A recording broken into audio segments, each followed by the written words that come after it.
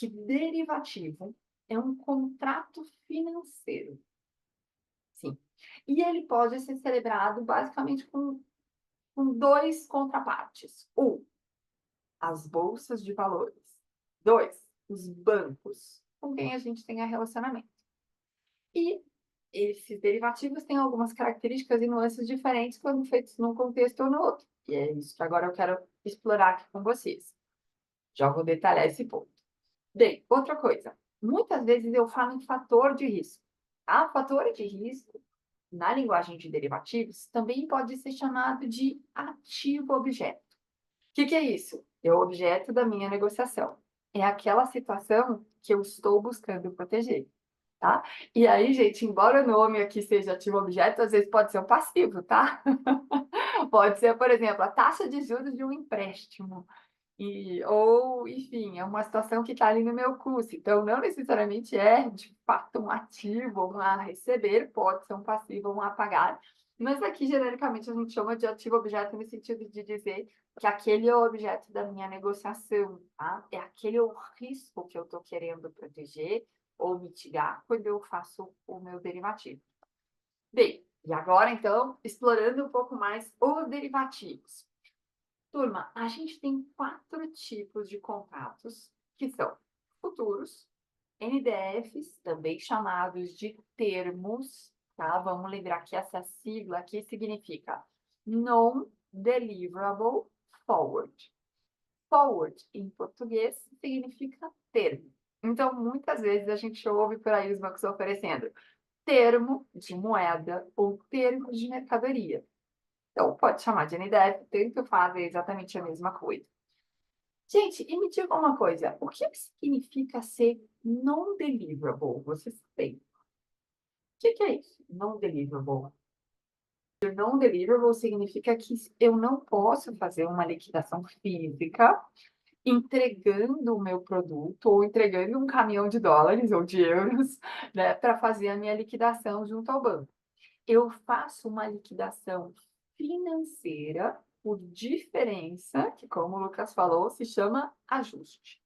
E esse é um dos cálculos que a gente vai explorar hoje, tá? Como é que se calcula esse ajuste quando a gente está no contexto de futuros ou de NDF? Depois a gente vai fazer isso também para opções e swaps, mas hoje vamos focar então nesses contextos de futuros e NDF e vamos então aprender a calcular essa liquidação financeira por diferença, que é como a gente liquida, encerra uma operação de derivativos, que é um futuro ou um NDF. Os swaps, gente, também são liquidados por diferença, e as opções também, mas cada um tem algumas singularidades de cálculo que a gente vai explorar, tá? Bom, o que vale a gente comentar? No universo de commodities, a gente tem alguns contratos de derivativos que permitem entrega física. Sim. Aqui na nossa B3, a gente tem um único contrato, que é o café, que permite entrega física. Então, por exemplo, uma vez eu encontrei um produtor ali de Franca, que ele me disse assim: Ah, sabe, Berenice, às vezes o preço que eu estou vendo lá no café da B3 está melhor do que o preço que eu estou vendo aqui, o pessoal pagando aqui na minha região. E aqui pertinho da minha fazenda tem um armazém credenciado pela Bolsa onde eu posso entregar meu café. O frete daqui para lá é baratinho e às vezes fica super interessante eu entregar ali direto na bolsa do que eu comercializar o produto aqui, né, com alguém da região, pegar esse dinheiro e fazer só o acerto financeiro lá na bolsa. Então, gente, o café aqui tem essa possibilidade. Alguns, de fato, né, exercem essa possibilidade entregando fisicamente. Mas quem não quer fazer entrega física também pode operar esse contrato. Só que precisa fazer a liquidação financeira, que é esse ajuste, antes do contrato entrar no período de entrega física, que são os últimos 15 dias desse contrato futuro. Então, os contratos que permitem entrega física, gente, eles têm essa regra bem clara, né? Qual que é o último dia de negociação financeira, e aí, a partir dali, você tem um período onde quem quer entregar fisicamente permanece, e aí, claro, se prepara para fazer essa entrega dentro das especificações e condições que são determinadas pela Bolsa, certo? O contrato de soja, muito famoso lá em Chicago, gente, também permite essa entrega física, e aí em locais credenciados nos Estados Unidos, né, que é a base de formação de preço desse contrato.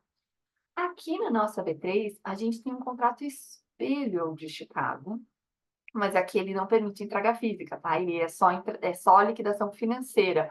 Então, ele inclusive vence aqui no Brasil nesse último dia de liquidação financeira em Chicago, justamente porque ele não permite essa entrega física que existe lá, tá?